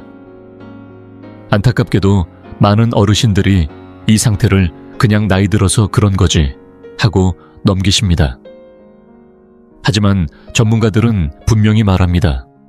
근감소증은 절대 당연한 노화가 아니며 분명히 예방할 수도 있고 충분히 개선할 수도 있는 상태입니다. 관건은 딱 하나, 바로 단백질을 제대로 충분히 섭취하는 것입니다. 그래서 오늘 이 영상에서는 평소 우리가 잘 모르고 지나치기 쉬운 자연 속 고단백 식품 8가지를 소개해 드릴 겁니다. 8번째부터 첫 번째까지 순위로 하나씩 알려드릴 거고요. 단순히 음식 이름만 말해 드리는 게 아닙니다. 어떻게 먹어야 가장 효과가 좋은지, 어느 시간대에 먹으면 흡수가 더 잘 되는지, 어떤 식품과 함께 먹어야 시너지가 나는지까지 모두 설명드릴 겁니다. 특히 이 위로 소개할 식품은 단백질 함량이 상상 이상으로 높고 효과도 엄청나니까 절대 중간에 놓치지 마시고 영상 끝까지 꼭 함께 해주세요. 이쯤에서 지금 화면을 보고 계신 어르신들께 여쭙고 싶습니다. 지금 연세가 어떻게 되시는가요? 아래 댓글창에 살짝 남겨주시면 얼마나 많은 분들이 건강에 관심을 갖고 계신지 저도 함께 알 수 있을 것 같습니다. 혹시라도 본인뿐 아니라 가족 건강까지도 챙기고 계신 분이라면 지금 바로 아래 구독 버튼을 눌러주시고 이 영상을 꼭 저장해 두시기 바랍니다. 앞으로도 삶에 꼭 필요한 건강 정보 절대 놓치지 마시라고요. 그리고 가능하시다면 따뜻한 좋아요 한번 눌러주시고 이 영상이 꼭 필요할 분들, 자녀분들이나 형제자매 친구분들께도 널리 공유해주세요. 우리 모두 서로서로 챙기며 건강하게 살아가야 하지 않겠습니까? 왜? 제가 감히 말씀드립니다. 이 영상 끝까지 꼭 보셔야 합니다. 지금부터 알려드릴 8가지 고단백 식품은 평소 시장이나 마트에서 누구나 쉽게 살 수 있는 것들입니다. 값도 부담되지 않고 어디 멀리 가거나 비싼 돈 들일 필요가 전혀 없습니다. 많은 어르신들이 건강보조제를 사느라 큰 돈을 들이시곤 하지만 정작 가장 실속 있고 효과 좋은 영양소는 우리가 매일 먹는 밥상에 이미 다 들어 있습니다. 저는 이 영상에서 그 식재료들을 어떤 방식으로 먹어야 효과가 좋은지, 언제 먹으면 흡수율이 더 높은지, 무엇과 함께 먹어야 몸이 더 잘 받아들이는지까지 아주 쉽게 누구나 들으면 바로 이해할 수 있도록 풀어서 설명드릴 겁니다. 한글이 어려우신 분들도 들으시면서 충분히 따라하실 수 있도록 최대한 알기 쉽게 말씀드릴게요. 그리고 이 8가지 식품들은 모두 해외 권위 있는 연구기관에서 근육 소실을 예방하는 데 효과가 입증된 것들입니다. 제가 그냥 좋은 말 하려고 꺼낸 게 아니라 과학적으로 검증된 결과입니다. 자, 그럼 이제 본격적으로 시작해 보겠습니다. 오늘의 첫 번째, 8번째 식품부터 하나씩 소개해 드리겠습니다. 8번째로 소개드릴 고단백 식품은 바로 우리 식탁에서 자주 마주하는 두부입니다. 매일 먹는 평범한 음식처럼 느껴지지만 사실 이 두부가 가진 단백질의 힘은 생각보다 훨씬 큽니다. 많은 어르신들께서 잘 모르고 지나치시는 부분인데요. 두부 100g에는 약 8g 정도의 단백질이 들어 있습니다. 특히 두부는 식물성 단백질 중에서도 품질이 아주 뛰어난 편이라 몸에서 흡수되기도 쉬워서 나이 드신 분들께 딱 맞는 단백질 공급원이 됩니다. 게다가 두부에는 가지산이라는 필수 아미노산이 풍부하게 들어있어 근육을 생성하고 유지하는 데 매우 중요한 역할을 합니다. 실제로 근육이 빠지는 것을 막는 데 탁월한 효과가 있다고 밝혀져 있습니다. 그렇다면 두부를 어떻게 먹어야 효과가 가장 좋을까요? 오늘은 어르신들도 따라 하실 수 있도록 간단하고 건강한 3가지 조리법을 알려드릴게요.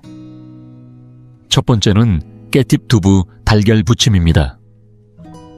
두부 한 모 달걀 2알 깨집 몇 장만 준비하시면 됩니다.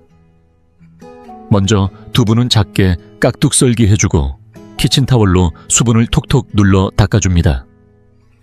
달걀은 풀어서 소금 약간을 넣고 섞어주시고요. 프라이팬에 기름을 살짝 두른 뒤 두부를 노릇노릇하게 앞뒤로 지져줍니다. 그 다음 달걀물을 부어주고 깨짚을 잘게 찢어 위에 올린 후 달걀이 익을 때까지 익히면 완성입니다. 간단한 재료로 금세 만들 수 있고 아침 식사로 드시면 하루를 든든하게 시작할 수 있습니다. 두 번째는 두부 다시마 맑은 국입니다. 두부 한 모, 다시마 조금, 국간장 약간만 있으면 됩니다. 냄비에 물을 붓고 다시마를 넣어 우려낸 다음 꺼내주시고 작게 썬 두부를 넣고 5분 정도 끓입니다. 마지막에 국간장으로 간을 맞춰주면 아주 깔끔하고 부드러운 국이 완성됩니다. 이 국은 저녁에 드시면 흡수도 잘 되고 소화도 편안해서 특히 속이 더부룩하신 어르신들께 잘 맞습니다. 근육 회복에도 도움을 줍니다. 이쯤에서 작은 팁 하나 알려드릴게요. 두부를 살 때는 부침용으로는 단단한 두부를, 국이나 무침용으로는 부드러운 연두부를 고르시는 게 좋습니다.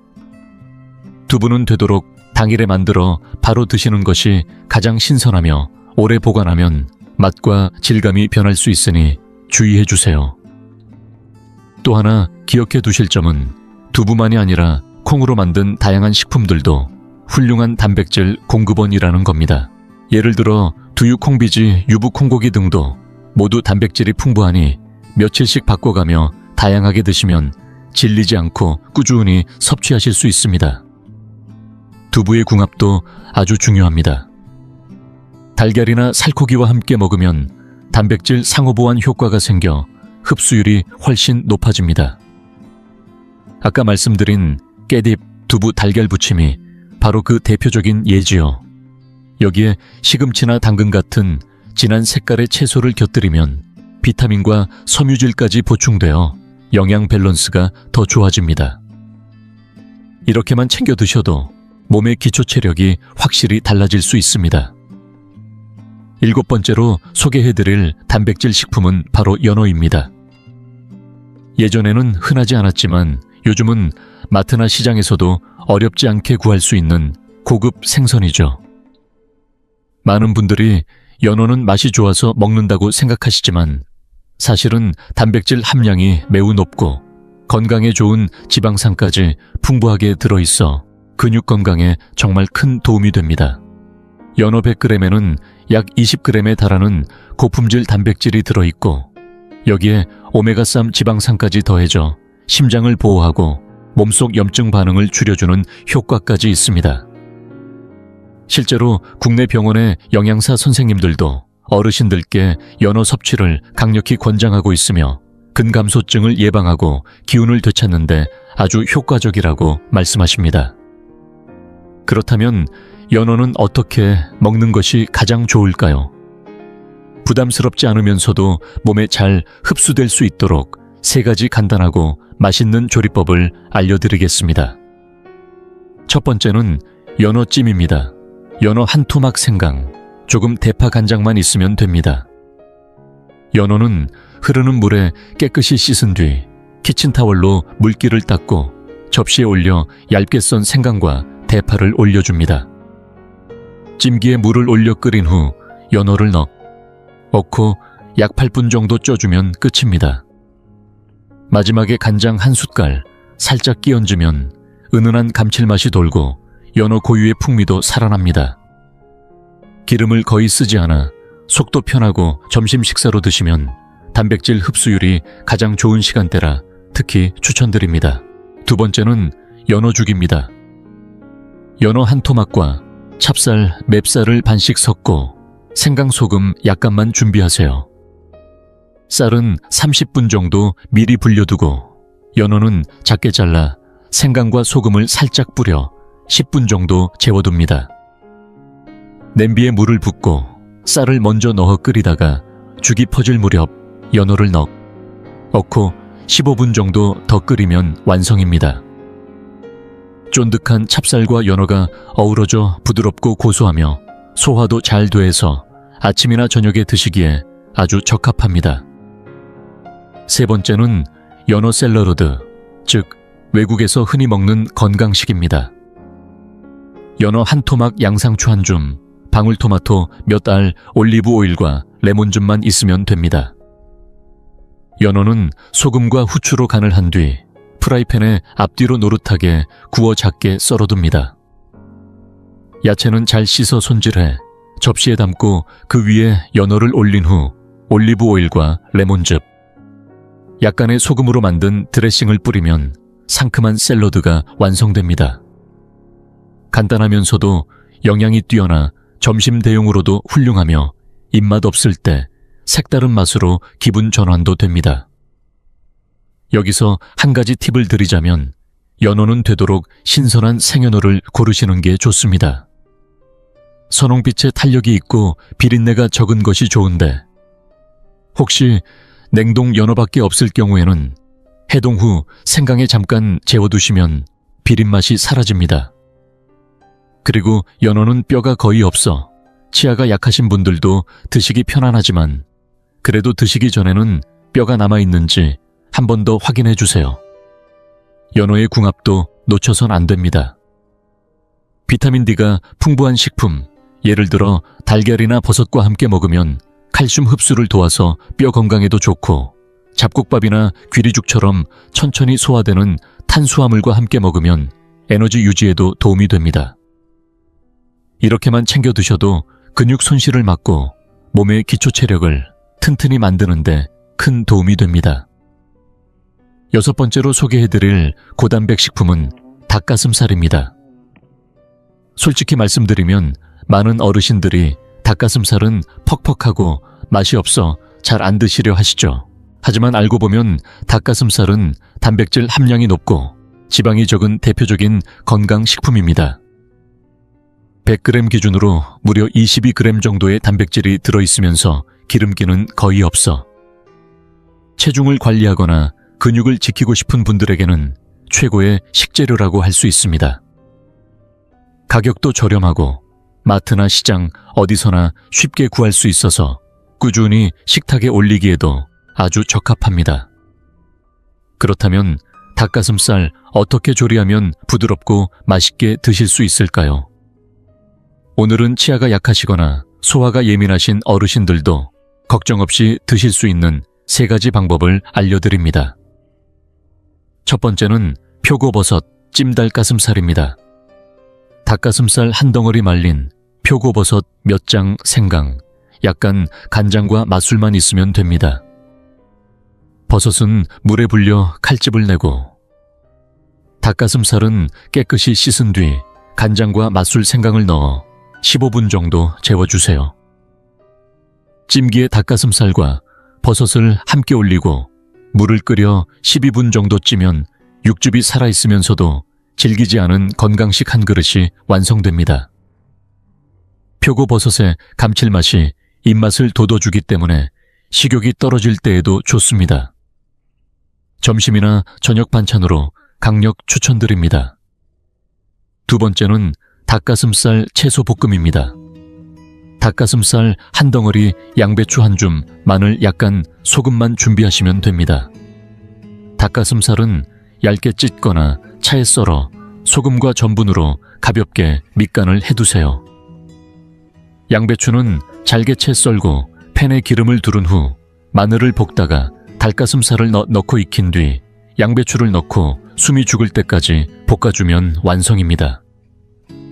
조리 시간도 짧고 비타민과 식이섬유가 풍부한 채소와 단백질이 함께 들어있어 한 끼로도 손색이 없는 영양식입니다. 세 번째는 닭가슴살 완자국입니다. 닭가슴살 한 덩어리 당근, 약간 쪽파 소금, 전분만 있으면 됩니다. 닭가슴살은 곱게 다져서 소금과 전분물, 약간을 넣고 한 방향으로 쫀쫀하게 치대주세요. 당근은 작게 깍둑 썰기 하고 물을 끓인 뒤 숟가락으로 달관자를 떠넣고 익힌 다음 당근을 넣고 5분간 더 끓여 마무리하면 됩니다. 마지막에 쪽파를 뿌려내면 색도 예쁘고 향도 좋아서 아침 식사나 입맛 없을 때 드시기 좋은 따뜻한 보양식이 됩니다. 특히 치아나 위장이 약하신 분들께는 아주 잘 맞습니다. 이쯤에서 조리 팁 하나 알려드릴게요. 닭가슴살을 촉촉하게 만들고 싶다면 밑간할 때 전분과 물을 함께 넣어 섞어주는 것이 포인트입니다. 또 익히는 시간이 너무 길면 고기가 퍽퍽해지기 때문에 적당히만 익히는 것이 부드러움을 유지하는 비결입니다. 또 하나 알고 계시면 좋은 정보는 닭가슴살은 닭다리살보다 단백질 함량은 더 높고 지방은 훨씬 적다는 점입니다. 체중 조절이 필요하시거나 근감소증을 걱정하시는 어르신들께는 더없이 좋은 선택이죠. 이 닭가슴살은 다양한 채소와도 아주 잘 어울립니다. 예를 들어 시금치, 브로콜리, 당근처럼 비타민이 풍부한 채소와 함께 드시면 영양소 흡수율이 더욱 높아지고 옥수수나 찹쌀처럼 복합 탄수화물과 조합하면 하루를 든든하게 버틸 수 있는 에너지원이 되어줍니다. 이렇게만 잘 챙겨 드셔도 닭가슴살은 더 이상 퍽퍽한 음식이 아니라 건강을 지키는 최고의 친구가 될 수 있습니다. 다섯 번째로 소개드릴 고단백 식품은 병아리콩입니다. 다소 낯설게 느껴지실 수 있지만 이 작고 동그란 콩이야말로 단백질의 보고입니다. 병아리콩 100g에는 무려 25g 정도의 단백질이 들어있으며 여기에 풍부한 식이섬유와 미네랄까지 더해져 장 건강을 도우면서도 에너지를 오래 유지해주는 완전 식품입니다. 특히 나이가 들수록 근육이 빠지는 걸 막아주는데 큰 도움이 되기 때문에 꾸준히 드시면 몸이 훨씬 가볍고 튼튼해지는 것을 느끼실 수 있습니다. 병아리콩은 조리법도 다양하고 어렵지 않아서 어르신들께도 참 좋습니다. 첫 번째 추천 요리는 참기름 단호박 병아리콩 볶음입니다. 병아리콩은 미리 4시간 이상 물에 불려 익혀두시고 단호박은 껍질을 벗기고 한입 크기로 썰어 찜기에 쪄주세요. 팬에 참기름을 두르고 익힌 병아리콩과 단호박을 함께 넣어 살짝 볶아준 다음 소금으로 간하면 끝입니다. 참기름의 고소함과 단호박의 달큰함, 여기에 병아리콩의 고단백이 더해져 특히 날씨가 쌀쌀할 때 저녁 반찬으로 아주 훌륭한 보양식이 됩니다. 두 번째는 병아리콩 무스입니다. 익힌 병아리콩을 믹서기에 넣고 올리브유와 소금, 후추 약간을 더해 부드럽게 갈아주세요. 완성된 무스는 통밀빵에 발라 드셔도 좋고 밥 반찬으로 곁들여도 잘 어울립니다. 소화가 쉬워서 아침 식사 대용으로도 딱 좋고 준비도 간단해 자주 활용하기 좋습니다. 단백질과 지방이 균형 있게 들어있어 든든함도 오래갑니다. 세 번째는 병아리콩 채소 닭곰탕입니다. 닭뼈를 깨끗이 씻어 잡내를 제거한 뒤 물을 넉넉히 넣고 끓여 국물을 만듭니다. 그 사이 병아리콩은 불려 익혀두고 당근과 브로콜리도 잘게 손질해둡니다. 끓인 닭국물에서 뼈를 건져낸 뒤 병아리콩과 채소를 넣고 15분 정도 더 끓이면 완성입니다. 단백질, 비타민, 미네랄이 풍부하게 들어있어 온 가족이 함께 먹기에도 좋은 건강한 한 끼가 됩니다. 여기서 중요한 팁 하나 드릴게요. 병아리콩은 반드시 불려야 소화가 잘 되고 익히기도 쉽습니다. 시간이 부족한 날엔 따뜻한 물에 1시간 정도만 불려도 충분하고요. 익힌 병아리콩은 냉장고에 넣어두면 3일 정도 보관 가능하니 한 번에 넉넉히 삶아두시면 활용도가 높습니다. 또한 병아리콩은 다른 음식들과의 궁합도 매우 중요합니다. 비타민C가 풍부한 브로콜리, 토마토와 함께 먹으면 철분 흡수율이 높아져 빈혈 예방에 효과적이고 현미, 귀리, 찹쌀 등 잡곡류와 함께 먹으면 식이섬유 섭취가 늘어나 장 건강에도 도움이 됩니다. 단백질을 보충하면서도 속은 편안하게 몸은 가볍게 챙기고 싶다면 병아리콩은 더할 나위 없는 선택입니다. 네 번째로 소개드릴 고단백 식품은 바로 그릭 요거트입니다. 많은 분들이 일반 요거트는 드셔보셨을 텐데 이 그릭 요거트는 단백질 함량이 일반 요거트의 2배 이상으로 특히 단백질을 집중적으로 보충하고 싶은 어르신들께 매우 좋은 선택입니다. 100g 기준으로 약 10g이 넘는 단백질이 들어있고 여기에 장내 유익균을 도와주는 프로바이오틱스가 풍부하게 들어있어 소화, 흡수는 물론 면역력 향상에도 도움을 줍니다. 맛도 깔끔하고 부담이 없어 식사 대용으로도 좋습니다. 그릭 요거트는 먹는 방법도 정말 간단하고 다양합니다. 첫 번째로 소개드릴 조합은 과일견과 그릭 요거트입니다. 그릭 요거트 한 컵에 딸기나 블루베리, 바나나처럼 좋아하시는 신선한 과일을 작게 썰어 넣고 그 위에 호두나 아몬드 같은 견과류를 소량 뿌려주시면 됩니다. 요거트의 부드러움에 과일의 상큼함, 견과의 고소함까지 어우러져 아침 한 끼로 아주 훌륭합니다. 단백질과 건강한 지방, 비타민까지 한 번에 챙길 수 있는 완벽한 아침 식사가 됩니다. 두 번째는 그릭 요거트 오버나이트 귀리입니다. 귀리 한 줌, 치아씨드 약간을 물에 불린 뒤 컵에 담고 그릭 요거트와 꿀 한 스푼을 넣어 잘 섞어 냉장고에 하룻밤 넣어두면 완성됩니다. 다음날 아침에 꺼내 먹기만 하면 되기 때문에 아침 준비 시간이 부족한 분들께 특히 추천드리는 레시피입니다. 포만감이 오래가고 소화도 편해 하루를 기분 좋게 시작할 수 있습니다. 세 번째는 그릭요거트 직접 만들기 팁입니다. 시중에 판매되는 제품 중에는 설탕이 많이 들어간 것도 있기 때문에 가능하다면 무가당 플레인 제품을 선택하시는 것이 좋습니다. 혹시 시큼한 맛이 부담스러우시다면 꿀을 한 방울 넣거나 잘 익은 과일을 함께 곁들이시면 훨씬 부드럽고 맛있게 드실 수 있습니다. 집에서 직접 만들어 보고 싶으신 분들은 일반 요거트를 면포에 싸서 물기를 제거해 보세요. 쉽게 수제 그릭 요거트를 만들 수 있고 비용도 절약되며 훨씬 신선합니다.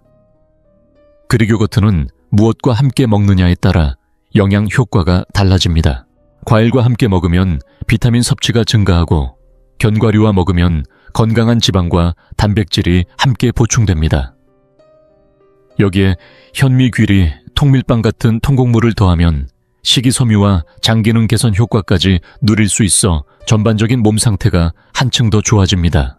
이렇게 여러 방식으로 쉽게 즐길 수 있는 그릭 요거트 어르신들의 식탁에 꼭 하나쯤은 올려두셔야 할 고단백 간식입니다.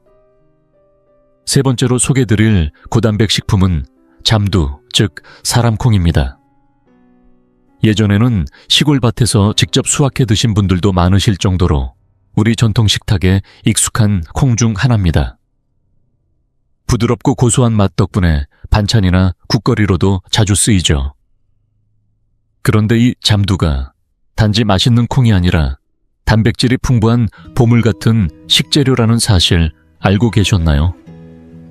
100g 기준으로 약 28g의 고품질 단백질이 들어있고 여기에 비타민과 미네랄까지 풍부해서 근육 유지뿐 아니라 전신 건강을 도와주는 다기능 식품입니다.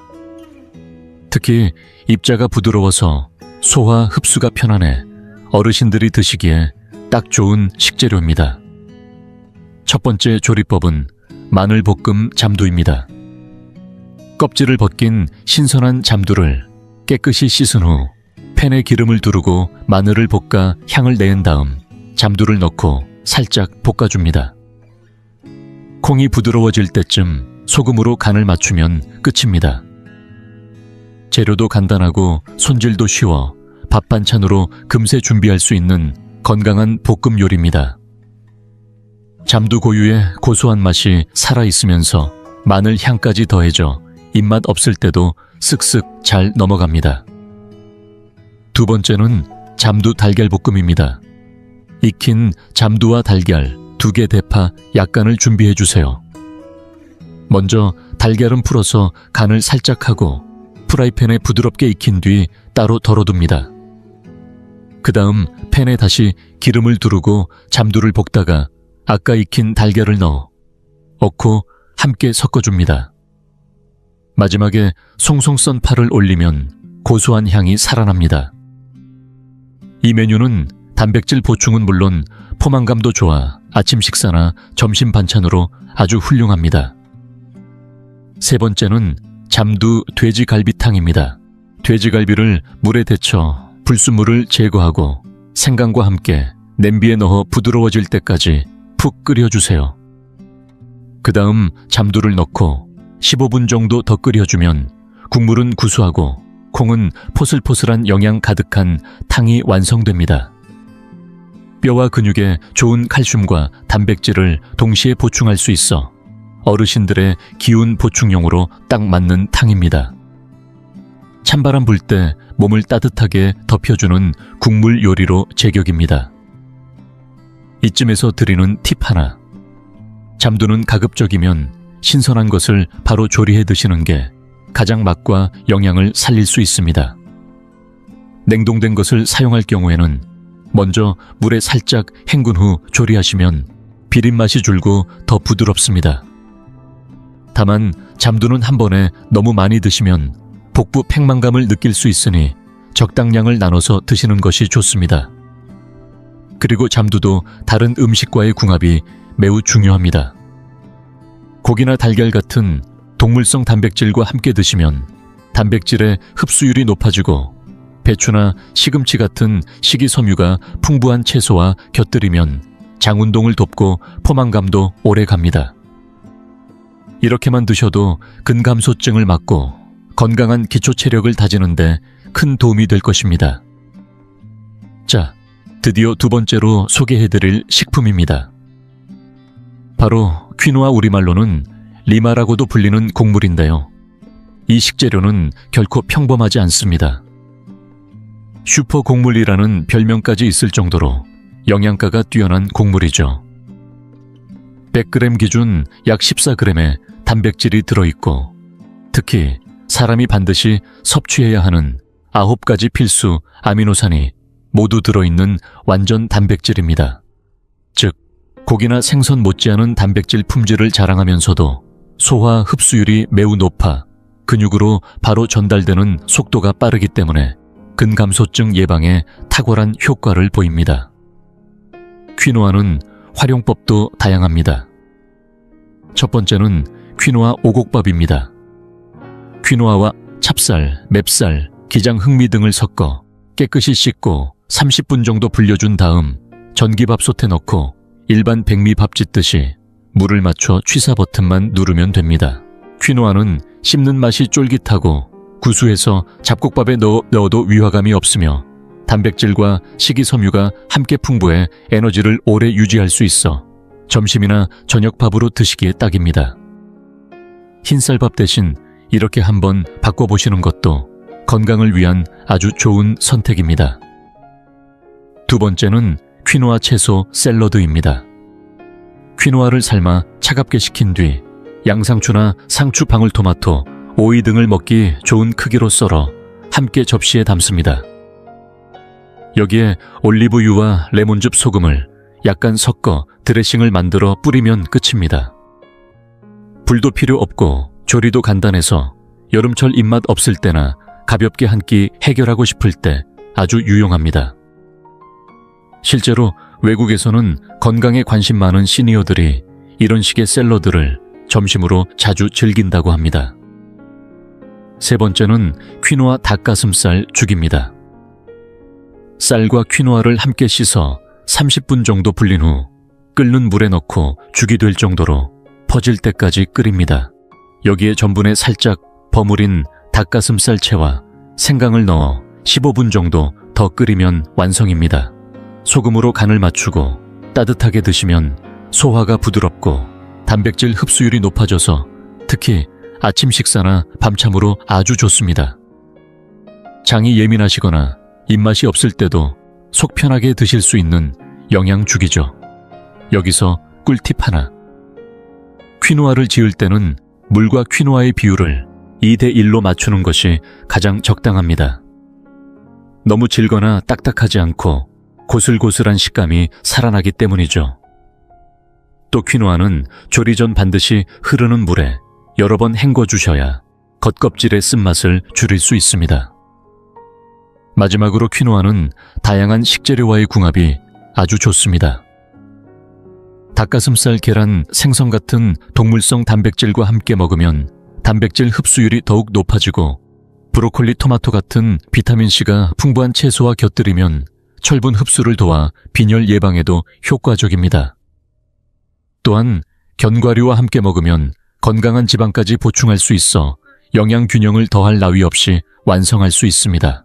칼로리는 낮고 포만감은 오래가니 체중 관리가 필요한 어르신들께도 퀴노아는 정말 좋은 식재료입니다. 마지막으로 소개해드릴 오늘의 1위식품, 바로 우리에게 너무나 익숙한 대두, 즉 노란 콩입니다. 에이, 설마 콩이 1위라고 하고 의아해 하실 수도 있겠지만 정말 놀라운 사실입니다. 대두는 100g당 약 35g이라는 압도적인 단백질 함량을 자랑하며 달걀보다도 5배 이상 많은 단백질을 품고 있습니다. 게다가 필수 아미노산과 이소플라본이 풍부해서 근육을 키우는 데는 물론 심혈관 건강까지 함께 챙길 수 있으니 어르신들에게는 정말 딱 맞는 식재료입니다. 대두는 조리법도 다양하고 활용도가 높습니다. 첫 번째로 추천드릴 방법은 대두 갈비탕입니다. 대두는 4시간 이상 불려두고 돼지갈비는 깨끗이 손질한 후 생강과 함께 푹 끓여줍니다. 끓는 물에 갈비와 콩을 함께 넣고 약불로 1시간 정도 은근히 끓이면 국물은 깊고 콩은 포슬포슬하게 살아있는 겨울철 최고의 보양식이 됩니다. 칼슘과 단백질이 동시에 보충되어 뼈와 근육을 함께 튼튼하게 만들어주는 황금 조합이죠. 두 번째는 대두 된장볶음 고기채입니다. 미리 삶아둔 대두와 얇게 썬 돼지고기를 준비해 대파, 마늘, 생강과 함께 기름에 볶아줍니다. 고기가 익으면 된장과 간장으로 간을 해 고소하면서도 감칠맛이 도는 반찬이 완성됩니다. 콩의 담백함과 고기의 육즙이 어우러져 밥도둑이 따로 없고 단백질도 듬뿍 보충할 수 있는 최고의 조합입니다.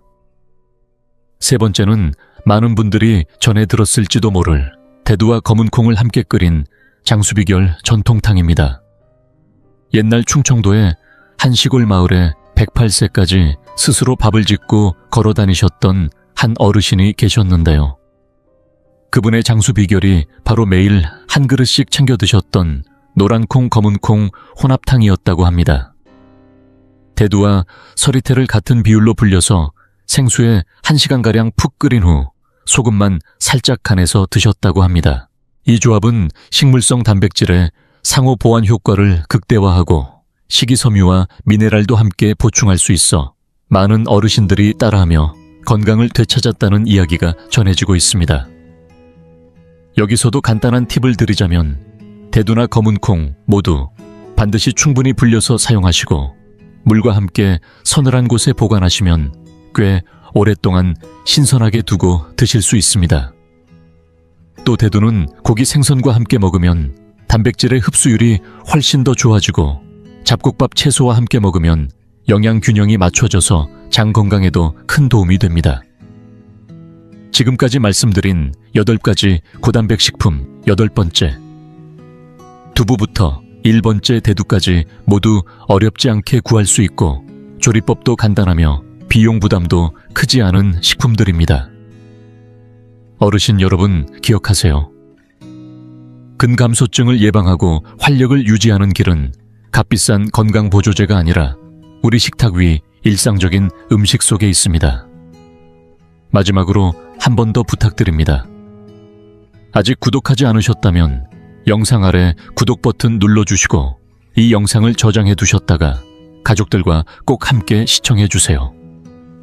좋아요 한번 눌러주시면 저에게 큰 힘이 되고 혹시 주변에 건강에 관심 많은 자녀나 친구분이 계시다면 카카오톡이나 문자로 이 영상을 꼭 공유해 주세요. 혹시 영상 보시면서 궁금한 점이나 나는 이런 고단백 식품도 좋더라 하는 추천이 있으시면 댓글로 남겨주세요. 제가 꼭 읽고 함께 나누겠습니다. 오늘도 긴 시간 함께 해주셔서 감사드리며 모든 어르신들의 건강과 장수를 진심으로 기원합니다. 다음 영상에서 다시 뵙겠습니다. 감사합니다.